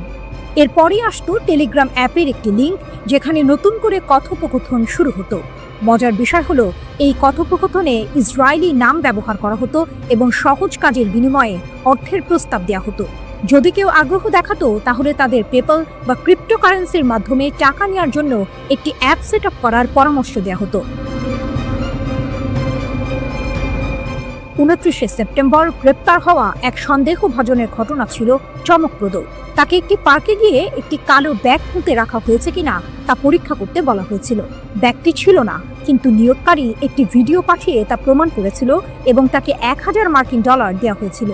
এরপর তাকে লিফলেট বিতরণ, পোস্টার লাগানো বা গ্রাফিতি স্প্রে করার মতো কাজ দেওয়া হয়েছিল, যার বেশিরভাগই ছিল ইসরায়েলি প্রধানমন্ত্রী বেনিয়ামিন নেতানিয়াহুর বিরুদ্ধে অবমাননাকর স্লোগান। এরপর এলো আরও সংবেদনশীল কাজ, ছবি তোলা। আজারবাইজান বংশোদ্ভূত এক ইসরায়েলিকে দেশের বিভিন্ন স্পর্শকাতর স্থাপনার ছবি তোলার জন্য ভাড়া করা হয়েছিল। এমনকি এই কাজকে সে পারিবারিক ব্যবসায় পরিণত করেছিল। সে তার আত্মীয়দের হাইফা বন্দরের সুবিধাগুলোর ছবি তুলতে সাহায্য করেছিল, যা পরে ইরানি ক্ষেপণাস্ত্রের আঘাতে ক্ষতিগ্রস্ত হয়। 72 বছর বয়সী মরতে চাই মতি মামান এর ঘটনাটি ছিল আরও নাটকীয়। তার অর্থের প্রয়োজন ছিল এবং তুরস্কের 2 ব্যবসায়ী ভাইয়ের মাধ্যমে তার পরিচয় হয় এডি নামের এক ইরানি ব্যবসায়ীর সাথে। এডি শুকনো ফল এবং মশলা আমদানি করত। মামানকে সাইপ্রাস হয়ে সামান্দাগে উড়ে যেতে বলা হয়। এরপর তাকে তুরস্কের ইউকসেকোভা শহরে নিয়ে যাওয়া হয়, যেখানে সে একটি হোটেলে ছিল। এডি মামানকে জানায় যে ইসরায়েলিদের ইরানে পাচার করার একটি উপায় আছে। মামান রাজি হয় এবং একটি ট্রাকে লুকিয়ে ইরানে প্রবেশ করে। সেখানে এডি এবং একজন দ্বিতীয় ইরানি কর্মকর্তা মামানের সাথে একটি বিলাসবহুল হোটেলে দেখা করে এবং 3টি কাজের জন্য তাকে হাজার হাজার ডলারের প্রস্তাব দেয়। ইসরায়েলের নির্দিষ্ট স্থানে টাকা বা বন্দুক রেখে আসা, জনাকীর্ণ স্থানের ছবি তোলা এবং অন্যান্য এজেন্টদের হুমকি দেয়া, যারা শত্রুতাপূর্ণ মিশন পরিচালনার জন্য ইরান থেকে তহবিল পেয়েছিল, কিন্তু আসলে তাদের মিশন সম্পাদন করেনি।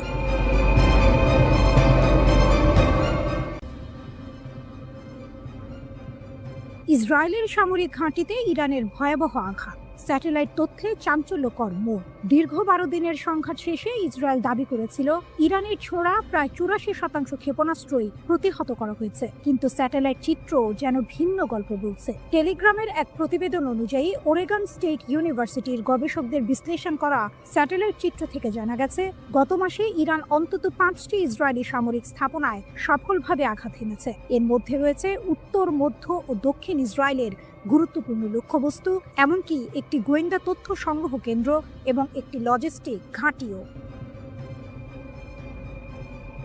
রাডার স্যাটেলাইট ডেটা, লুকানো সত্যের উন্মোচন। এক চাঞ্চল্যকর তথ্য উঠে এসেছে রাডার স্যাটেলাইট ডেটার ভিত্তিতে। এই ডেটা ক্ষেপণাস্ত্র হামলার সাথে সামঞ্জস্যপূর্ণ বিস্ফোরণের ক্ষয়ক্ষতি স্পষ্টভাবে চিহ্নিত করেছে। ইসরায়েলি সামরিক বাহিনী কঠোর সেন্সরশিপ আইনের কারণে এই হামলার তথ্য আগে প্রকাশ করেনি। এমনকি যোগাযোগ করা হলে ইসরায়েলি সেনাবাহিনী এই বিষয়ে কোনো মন্তব্য করতে অস্বীকৃতি জানিয়েছে। ইসরায়েলি সামরিক সেন্সরশিপ আইন সক্রিয় সংঘাতের সময় সংবেদনশীল নিরাপত্তা তথ্য প্রকাশে কঠোর বিধিনিষেধ আরোপ করে, যা এই গোপনীয়তার মূল কারণ। বিমান প্রতিরক্ষা ব্যবস্থার দুর্বলতা, কৌশলগত বিপর্যয়। টেলিগ্রাফের প্রতিবেদন আরও বলছে, সংঘাতের প্রথম 8 দিনে ইরানের ক্রমবর্ধমান সংখ্যক ক্ষেপণাস্ত্র ইসরায়েলের বহুল আলোচিত বিমান প্রতিরক্ষা ব্যবস্থায় সফলভাবে প্রবেশ করেছে। বিশ্লেষকরা মনে করছেন, সীমিত ইন্টারসেপ্টর ক্ষেপণাস্ত্র সরবরাহ, ইরানের আরও উন্নত প্রযুক্তি অথবা আক্রমণ কৌশলের পরিবর্তনের কারণে এটি ঘটেছে। ইরান ইসরায়েলের বিমান প্রতিরক্ষা ব্যবস্থাকে পরাজিত করার জন্য এক অভিনব কৌশল ব্যবহার করেছে, সমন্বিত ড্রোন এবং ক্ষেপণাস্ত্র হামলা। এই কৌশল অনুযায়ী আত্মঘাতী ড্রোনগুলো প্রথমে নিক্ষেপ করা হয়, যা ইসরায়েলি প্রতিরক্ষা ব্যবস্থাকে ব্যস্ত ও বিভ্রান্ত করে তোলে। যখন প্রতিরক্ষা ব্যবস্থা ড্রোনগুলোকে প্রতিহত করতে ব্যস্ত থাকে, তখন মূল ক্ষেপণাস্ত্রগুলো সফলভাবে লক্ষ্যবস্তুতে আঘাত হানে। নাম প্রকাশ না করার শর্তে টেলিগ্রাফকে একজন জ্যেষ্ঠ ইরানি কর্মকর্তা বলেছেন, এই ড্রোন ব্যবহার ছিল ইসরায়েলি প্রতিরক্ষা ব্যবস্থাকে পরাস্ত করার একটি ইচ্ছাকৃত কৌশল। ড্রোন নিক্ষেপের মূল লক্ষ্য হলো তাদের সিস্টেমগুলোকে ব্যস্ত রাখা, ওই কর্মকর্তা বলেন। সংঘাতের অপ্রত্যাশিত বাঁক, ইরানের প্রতিশোধ ও মার্কিন যুক্তরাষ্ট্রের হস্তক্ষেপ। 13ই জুন ইসরায়েলি সরকার ইরানের বিরুদ্ধে বেআইনি আগ্রাসন শুরু করে, যার ফলে অনেক জ্যেষ্ঠ কমান্ডার, পারমাণবিক বিজ্ঞানী এবং সাধারণ নাগরিক নিহত হন। এর প্রতিক্রিয়ায় ইরান 24 ঘন্টারও কম সময়ের মধ্যে ক্ষেপণাস্ত্র ও ড্রোন হামলা চালিয়ে প্রতিশোধ নেয়। এরপর ট্রু প্রমিস 3 এর অধীনে ধারাবাহিক প্রতিশোধমূলক অভিযান চালানো হয়। যুদ্ধ আরও তীব্র হয় যখন 22 জুন মার্কিন যুক্তরাষ্ট্র ইসরায়েলের পক্ষে যুদ্ধে প্রবেশ করে। মার্কিন বোমারু বিমান আন্তর্জাতিক আইন লঙ্ঘন করে 3টি ইরানি পারমাণবিক স্থাপনায় আঘাত হানে। এর জবাবে ইরান আত্মরক্ষার জন্য কাতারের আল উদেইদ বিমান ঘাঁটিতে ক্ষেপণাস্ত্র হামলা চালায়, যা পশ্চিম এশিয়ার বৃহত্তম মার্কিন সামরিক বিমান ঘাঁটি। অবশেষে যুদ্ধবিধ্বস্ত ইসরায়েলি সরকার 24 জুন একতরফাভাবে একটি যুদ্ধবিরতি চুক্তি মেনে নিতে বাধ্য হয়।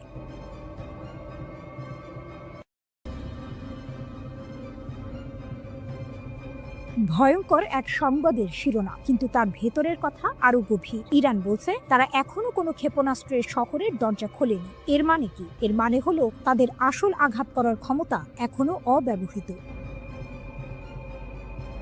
ইরানের নীরব সংকেত যে হামলা এখনো হয়নি। ইরান বরাবরই বলে আসছে তাদের সশস্ত্র বাহিনীর প্রতিটি পদক্ষেপ সুদূর প্রসারী পরিকল্পনার অংশ, তাৎক্ষণিক প্রতিশোধ নয়। যখন ইসরায়েলি দখলদারিত্ব যুদ্ধের শেষ দিনে ইরানের নিরাপত্তা কেন্দ্রগুলোতে হামলা চালায়, তখন বিশ্ব অবাক হয়েছিল ইরানের শান্ত প্রতিক্রিয়ায়। কিন্তু ইরানের এই আপাত নীরবতার পেছনে লুকিয়ে আছে এক গভীর কৌশল। ফজলির কথা স্পষ্ট, পারমাণবিক অস্ত্রের ক্ষেত্রে ইরানের প্রযুক্তিগত জ্ঞান রয়েছে, কিন্তু তাদের আদর্শিক নীতি এর ব্যবহার বা তৈরির বিপক্ষে। এই কথাগুলো আপাত দৃষ্টিতে শান্তি এবং সংযমের বার্তা দিলেও এর ভেতরের টুইস্ট হলো প্রযুক্তিগত জ্ঞান আছে মানে হলো তারা চাইলে তা করতে সক্ষম। এটি ইসরায়েল এবং পশ্চিমা দেশগুলোর জন্য এক শীতল সতর্কবার্তা। ইউরেনিয়াম সমৃদ্ধকরণ আপোষ নিয়ে ইরানের উপপররাষ্ট্রমন্ত্রী মাজিদ তখত রাভাঞ্চি জোর দিয়ে বলেছেন, মার্কিন ইসরায়েলি হামলা সত্ত্বেও ইরান তার পারমাণবিক কর্মসূচিতে অটল। তারা জাতীয় চাহিদা অনুযায়ী ইউরেনিয়াম সমৃদ্ধকরণ চালিয়ে যাবে। এর অর্থ আমেরিকা বা ইসরায়েলের কোনো হুমকি ইরানকে তার পথ থেকে সরাতে পারছে না। এটি কেবল একটি বিবৃতি নয়, এটি এক ধরনের চ্যালেঞ্জ। তখত রাভাঞ্চি বলেছেন, ইরান সংলাপের জন্য উন্মুক্ত, কিন্তু এখানেও আছে একটি বড় শর্ত। ভবিষ্যতের আলোচনার জন্য আমেরিকার পক্ষ থেকে বিশ্বাসযোগ্য গ্যারান্টি প্রয়োজন। ইরান চায় আমেরিকা তাদের বোঝাক যে আলোচনার সময় তারা সামরিক শক্তি ব্যবহার করবে না। এটি ইরানের পক্ষ থেকে একটি কড়া বার্তা। যদি আমেরিকা ইরানের বিশ্বাস অর্জন করতে না পারে, তাহলে আলোচনার কোনো সম্ভাবনাই নেই। এই শর্তটি অত্যন্ত গুরুত্বপূর্ণ, কারণ এটি স্পষ্ট করে দিচ্ছে যে ইরান শুধুমাত্র কথার কথা নয়, কাজের প্রমাণ চাইছে। আসল টুইস্ট হলো, ইরান যখন বলছে তারা এখনো কোনো ক্ষেপণাস্ত্র শহরের দরজা খোলেনি, তার মানে হলো তাদের প্রকৃত সামরিক সক্ষমতা এখনো অব্যবহৃত। তারা তাৎক্ষণিক প্রতিক্রিয়া দেখাচ্ছে না, কারণ তাদের পরিকল্পনা দীর্ঘমেয়াদী। তারা হয়তো এমন একদিনের জন্য অপেক্ষা করছে যখন তাদের আঘাত হবে অপ্রতিরোধ্য। পারমাণবিক অস্ত্রের প্রযুক্তিগত জ্ঞান থাকা সত্ত্বেও তা ব্যবহার না করার কথা বলা, কিন্তু ইউরেনিয়াম সমৃদ্ধকরণ চালিয়ে যাওয়া, এই দুইয়ের মধ্যে একটি সূক্ষ্ম টানাপোড়েন রয়েছে। ইরান হয়তো বোঝাতে চাইছে যে তাদের ক্ষমতা আছে, কিন্তু তারা তা সংযত রাখছে। এই সংযমই তাদের সবচেয়ে বড় কৌশলগত অস্ত্র। তারা সংলাপের জন্য উন্মুক্ত, কিন্তু শর্ত দিচ্ছে আমেরিকার বিশ্বাসযোগ্যতার উপর। এর মানে ইরান দুর্বল নয়, বরং তারা চাইছে শক্তিশালী অবস্থানের ভিত্তিতে আলোচনা করতে। আগামী দিনে এই পরিস্থিতি কোন দিকে মোড় নেয় তা দেখার জন্য বিশ্ব অধীর আগ্রহে অপেক্ষা করছে। ইরান বলছে ইসরায়েলের সাথে যুদ্ধে ব্যবহৃত ক্ষেপণাস্ত্র শক্তির মাত্র 1/4। ব্রিগেডিয়ার জেনারেল আলী ফজলি দাবি করেছেন, সেজ্জিল ক্ষেপণাস্ত্র ইসরায়েলকে অবাক করে দিয়েছিল। তিনি জানিয়েছেন, ইরান বছরের পর বছর ধরে শত্রুর সাথে যে কোনো সম্ভাব্য সংঘর্ষের জন্য প্রস্তুতি নিচ্ছে।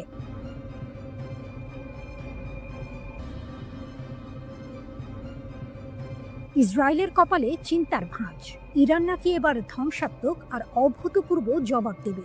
ইরানের নতুন হুঁশিয়ারি। ইসরায়েলের কপালে কি আছে? মধ্যপ্রাচ্যের রাজনীতিতে আবারও উত্তাপ ছড়িয়েছে।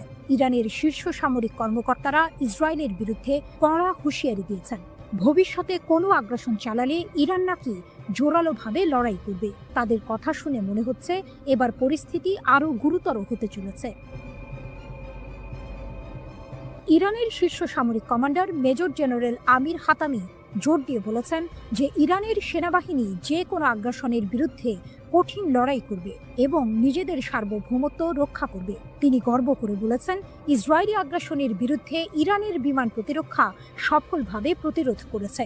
এমনকি তিনি দাবি করেছেন, ইরানি জনগণ এবং সশস্ত্র বাহিনী আক্রমণের মুখে ঐক্যবদ্ধ ছিল এবং তাদের লক্ষ্য থেকে কখনো পিছপা হয়নি।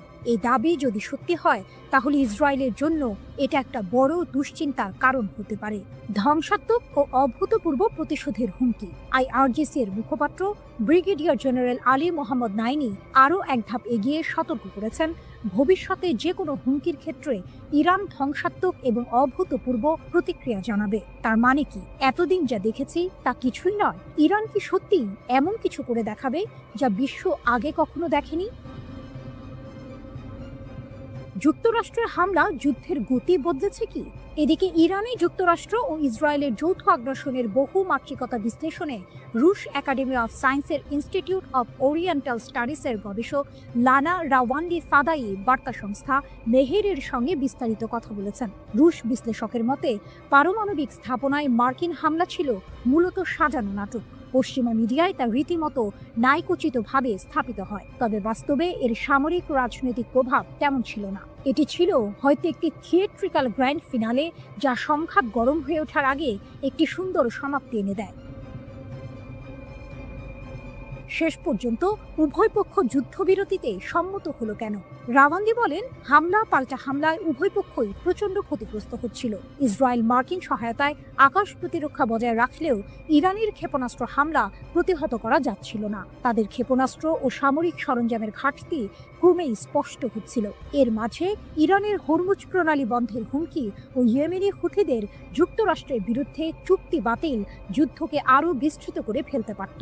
এই ঝুঁকি ট্রাম্প প্রশাসনকে একটি দ্রুত সমাপ্তি চাওয়ার দিকে ঠেলে দেয়। এছাড়া রাশিয়া, চীন, কাতার, তুরস্ক, আজারবাইজান সহ একাধিক দেশ কূটনৈতিক চাপ সৃষ্টি করে।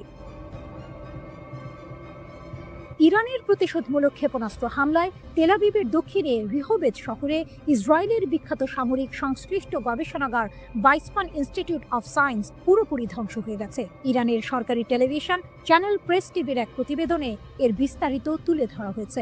এতে বলা হয়েছে, সামরিক শিল্প কমপ্লেক্সের সঙ্গে নিবিড়ভাবে যুক্ত ইসরায়েলি শাসন ব্যবস্থার বৈজ্ঞানিক ও সামরিক গবেষণার মূল ভিত্তি হিসেবে গড়ে ওঠা এই প্রতিষ্ঠানটি এখন কার্যত অচল ও বিধ্বস্ত। ইসরায়েলি সংবাদ মাধ্যমের তথ্য অনুসারে ইরানের সুনির্দিষ্ট এই হামলাকে ভুল করে আক্রমণ হিসেবে দেখা হচ্ছে না, বরং এর লক্ষ্য ছিল পদার্থবিদ্যা, বায়োটেকনোলজি ও কৃত্রিম বুদ্ধিমত্তা সহ সামরিক গবেষণার গুরুত্বপূর্ণ এই কেন্দ্রটিকে গুঁড়িয়ে দেয়া।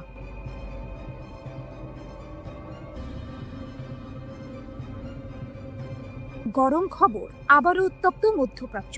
ইসরায়েল যদি ফের কোনো ভুল করে তাহলে নাকি আরও কঠিন থাপ্পড় খাবে, এমনটাই হুমকি দিলেন ইরানের শীর্ষ জেনারেল আব্দুর রহিম মুসাভি। শুনে মনে হচ্ছে এবার বুঝি আর ছোটখাটো হুমকি নয়, আসল যুদ্ধের দামামা বাজছে। লেবাননের একটি টিভি চ্যানেলে দেওয়া সাক্ষাৎকারে ইরানের সশস্ত্র বাহিনীর প্রধান major general Abdur Rahim Musavi সরাসরি হুমকি দিয়েছেন ইসরায়েলকে। তার কথা পরিষ্কার, গত মাসে ইসরায়েল আর আমেরিকার হামলার জবাবে ইরান নাকি তাদের সব শক্তি ব্যবহার করেনি, অর্থাৎ যা হয়েছে তা নাকি ছিল শুধুই ট্রেলার। যদি ইসরায়েল আবার একই ভুল করে তাহলে ইরান জাতি আর তাদের সেনাবাহিনী নাকি ইসরায়েলকে আরও কঠিন থাপ্পড় দেবে। 13ই জুন ইসরায়েল বিনা প্ররোচনায় ইরানের ওপর হামলা চালায়। সেই হামলায় সামরিক কমান্ডার থেকে শুরু করে পরমাণু বিজ্ঞানী এমনকি সাধারণ মানুষও মারা যান। এর এক সপ্তাহ পর যুক্তরাষ্ট্র যুদ্ধে নেমে পড়ে। আন্তর্জাতিক আইন, জাতিসংঘ সনদ সবকিছু তোয়াক্কা না করে তারা ইরানের 3টি পরমাণু স্থাপনায় বোমা হামলা চালায়। যখন ইসরায়েল আর যুক্তরাষ্ট্র হামলা চালাচ্ছে তখন কি ইরান চুপচাপ বসেছিল? মোটেও না। প্রতিশোধ হিসেবে ইরানের সশস্ত্র বাহিনী ইসরায়েলের দখলে থাকা কৌশলগত স্থাপনাগুলোতে আঘাত হানে। এখানেই শেষ নয়, পশ্চিম এশিয়ার সবচেয়ে বড় মার্কিন সামরিক ঘাঁটি কাতারের আল উদেইদ মার্কিন ঘাঁটিকেও তারা টার্গেট করে। এটা শুনে নিশ্চয়ই অনেকেই অবাক হচ্ছেন। ইরান এতদিন ধরে শুধু হুমকি দিয়ে আসছিল, কিন্তু এবার তারা সরাসরি পাল্টা হামলা চালিয়েছে। 24 জুন ইরান সফলভাবে প্রতিশোধমূলক অভিযান চালিয়ে ইসরায়েল এবং যুক্তরাষ্ট্রের হামলা বন্ধ করতে সক্ষম হয়। শীর্ষ জেনারেলের দাবি, ইসরায়েল নাকি যুদ্ধবিরতির জন্য অনুরোধ করতে বাধ্য হয়েছিল যাতে তারা নিজেদের গুছিয়ে নিতে পারে। এই তথ্য যদি সত্যি হয় তাহলে পরিস্থিতি কিন্তু আরো ঘোলাটে, কারণ এতদিন আমরা যা জেনে এসেছিলাম তার চেয়ে আসল চিত্রটি হয়তো আরো ভিন্ন। যুক্তরাষ্ট্রের প্রত্যক্ষ সমর্থনেই মূলত ইরানে হামলা চালায় যুদ্ধবাজ ইসরায়েল। তবে পরের দিকে এই আগ্রাসন প্রবল প্রতিরোধের মুখে পড়ে এবং শেষ পর্যন্ত আন্তর্জাতিক কূটনীতির মাধ্যমে একটি যুদ্ধবিরতিতে পৌঁছায়। অপ্রকাশিত ক্ষমতা ও নতুন পর্যায়। মেজর জেনারেল মুসাভি আরও সতর্ক করেছেন, যদি যুদ্ধ দীর্ঘায়িত হয় এবং একটি নতুন পর্যায়ে প্রবেশ করে তাহলে ইসরায়েল নাকি ইরানের এমন ক্ষমতা দেখতে পাবে যা এখনো কাজে লাগানো হয়নি, অর্থাৎ ইরান নাকি তাদের আসল শক্তি এখনো দেখায়নি। তিনি এটাও বলেছেন, বছরের পর বছর ধরে ইসরায়েল আর তাদের সমর্থকরা ইরানের ওপর আঘাত হানার জন্য শক্তি সঞ্চয় করে আসছে। তাদের উদ্দেশ্য হলো পরমাণু ইস্যুকে অজুহাত হিসেবে ব্যবহার করে ইরানকে বিভক্ত করা, কিন্তু ইরান তাদের মৌলিক নীতি থেকে কখনো সরে আসবে না, যার মধ্যে ফিলিস্তিন ও তাদের জনগণের প্রতি সমর্থনও রয়েছে। তাহলে কি ইসরায়েল আর ইরান আবারও একটি বড় যুদ্ধের দিকে এগোচ্ছে?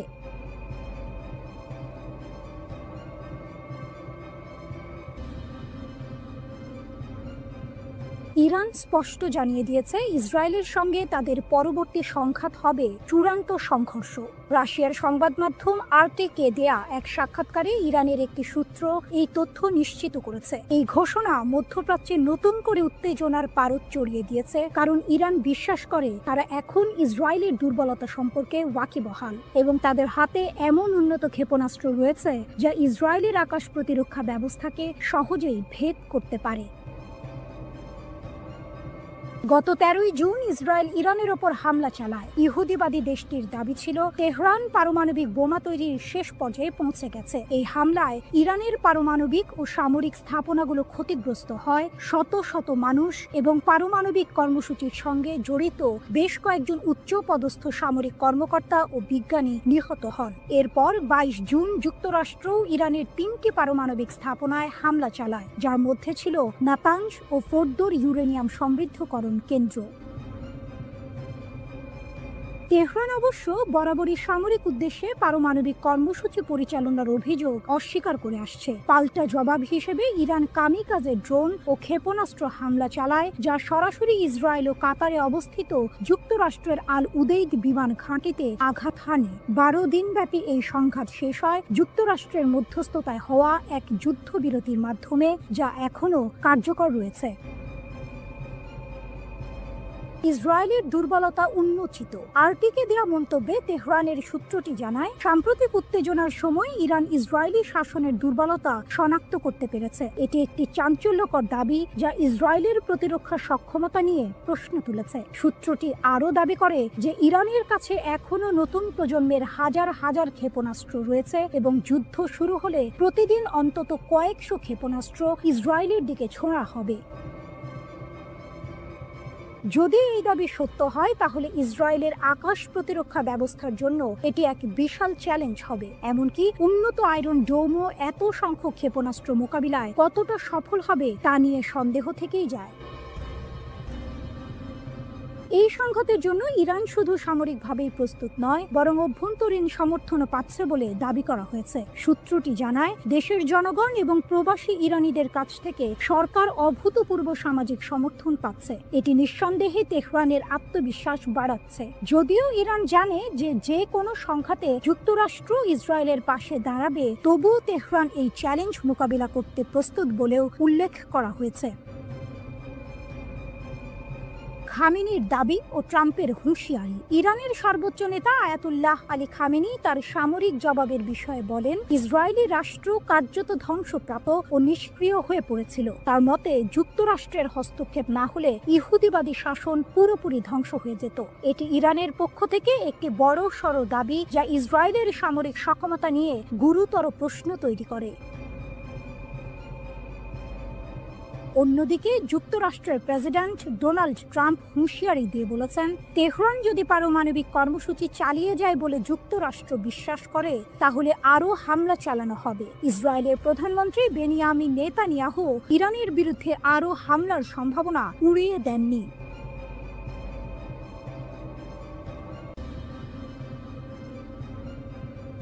মোসাদ এজেন্টদের জালে ইরান, বিপুল অস্ত্রসহ গ্রেপ্তার 50।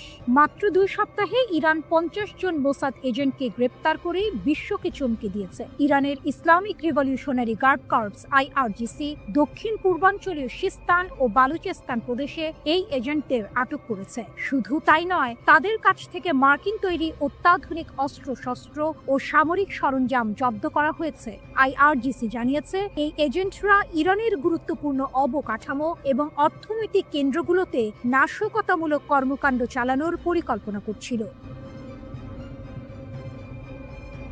অস্ত্র পাচারের বিশাল চেষ্টা ব্যর্থ, 22,000 গুলিসহ আটক 3। এই ঘটনার পাশাপাশি ইরানের পশ্চিম লোরেস্তান প্রদেশের পুলিশ সামরিক গোলা বারুদের একটি বিশাল পাচার চক্র ভেঙে দিয়েছে। পোল-ই-দোখতার শহরে একটি অভিযানে 22,000-এরও বেশি কালাশনিকভ গুলি জব্দ করা হয়েছে এবং 3 জন সন্দেহভাজনকে গ্রেপ্তার করা হয়েছে।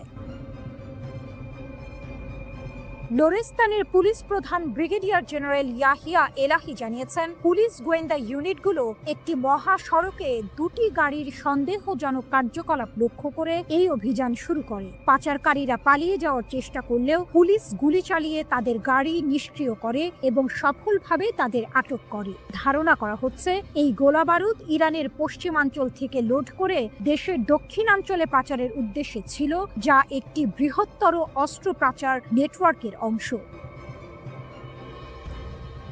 ইসরায়েলের ষড়যন্ত্র নসর, অভ্যন্তরীণ নিরাপত্তা জোরদার। 13 জুন ইরানে ইসরায়েলি হামলার পর থেকে ইরান তাদের অভ্যন্তরীণ নিরাপত্তা জোরদার করেছে এবং বিভিন্ন প্রদেশে গুপ্তচরদের বিরুদ্ধে কঠোর ব্যবস্থা নিচ্ছে। ইরানের বিচার বিভাগের মুখপাত্র আসগর জাহাঙ্গীর ঘোষণা করেছেন, ইসরায়েলি শত্রু ভাবাপন্ন কর্মী এবং গুপ্তচরদের একটি নেটওয়ার্কের মাধ্যমে ইরানের অভ্যন্তরীণ নিরাপত্তাকে ক্ষতিগ্রস্ত করার চেষ্টা করছিল।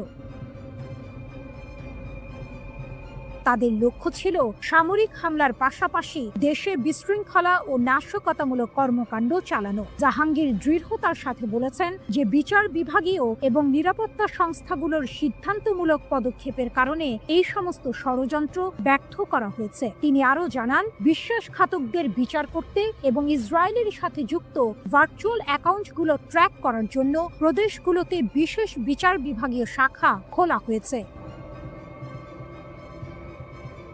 12 দিন ধরে চলা সংঘাতে শত শত যুদ্ধ বিমান, সশস্ত্র ড্রোন ও ক্ষেপণাস্ত্র ব্যবহার করে ইরানে হামলা চালিয়েছে ইসরায়েলি সেনাবাহিনী। তবে এই সংঘাতে ইসরায়েলকে সবচেয়ে বেশি সাফল্য এনে দিয়েছে অভিনব একটি কৌশল, আর তা হলো গোপনে ইরানের অভ্যন্তরে ঢুকে সেখান থেকে বিভিন্ন অভিযান পরিচালনা,